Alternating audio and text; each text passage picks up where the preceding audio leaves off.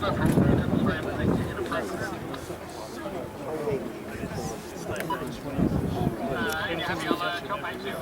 afternoon, ladies and gentlemen. Because strong winds this year, the wind's too strong, it's not worth risking the old World War I aeroplane. But what we will do is we will ground run the engine on the Sopwith Pup. It's happening just in front of the tower, next to the Spitfire. So if you want to move a bit closer, go ahead and do that. The engine on the Sopwith Pup is a rotary type. It's an 80 horsepower Larone. And what's odd about the engine is that the whole engine rotates with the propeller. The crankshaft is fixed and attached to the aeroplane. That provides some challenges, of course, getting the fuel and the ignition from the aeroplane into the engine. And basically the carburetor has to be fitted to the aeroplane, which is just in front of the pilot's knees, and the mixture from the carburetor then has to go along the fixed crankshaft and find its way into the engine by a long, tortuous route. And that changes the way you have to operate the engine.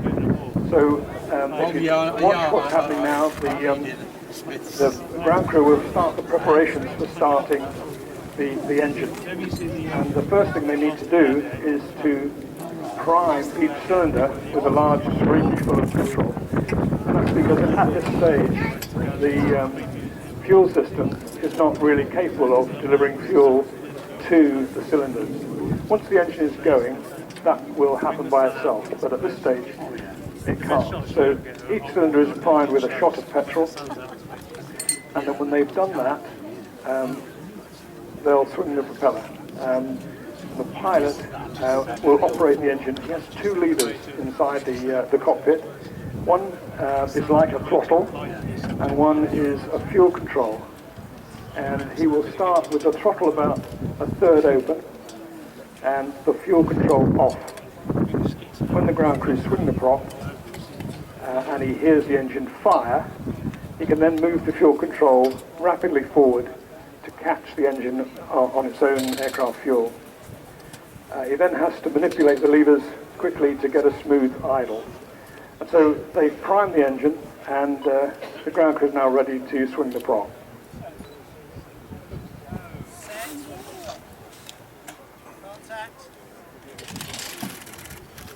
Okay, it didn't fire on that occasion, so they'll probably just have another go.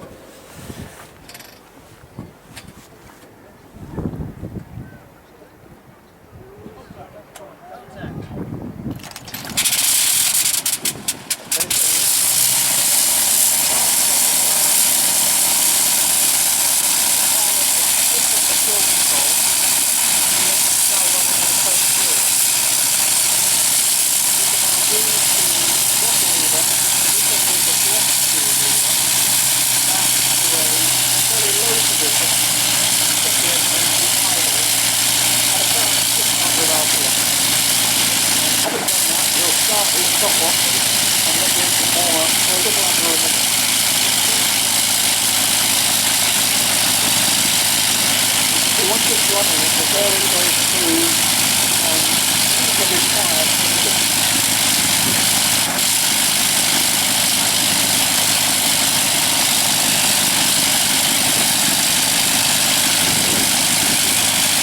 Once we have warmed the engine sufficiently, which will be in about another 15 seconds, you'll see him signal to the ground crew that he's going to run it up to full power. To do that, we will open the throttle lever up to about 3/4 and move the fuel lever just going in now. Move the fuel lever sufficiently to find out what the max power we can get today, as represented by the RPM gauge. And it will be about 1100, something of that sort.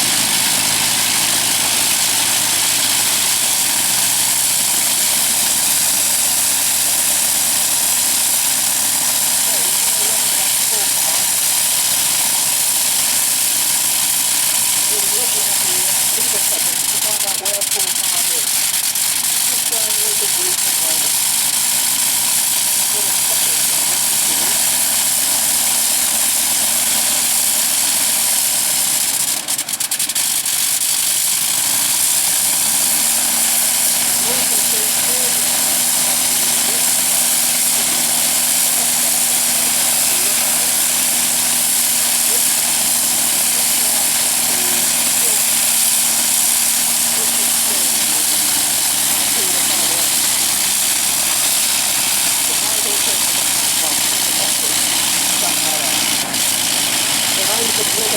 blips as the engine stops and starts.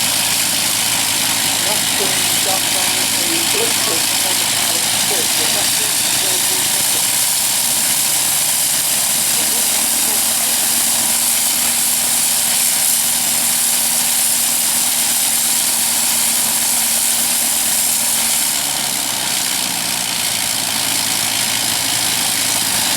That's why we're running that idle for a minute or so and then stopping it. Now when that engine is, you can hear it slipping now. It's going to shut down now. When that engine is running and the whole lot is spinning around, of course, it does act like a bit of a gyroscope on the aeroplane, and when you pitch or yaw the aeroplane, it kicks back and you can feel that response. But there we go, it's all shut down, and that's the running of a rotary engine. In flight it's much the same, except the only significant difference is when you're ready to land, you actually have to turn the fuel off and glide in with the fuel effectively off and the propeller just windmills. Right, well.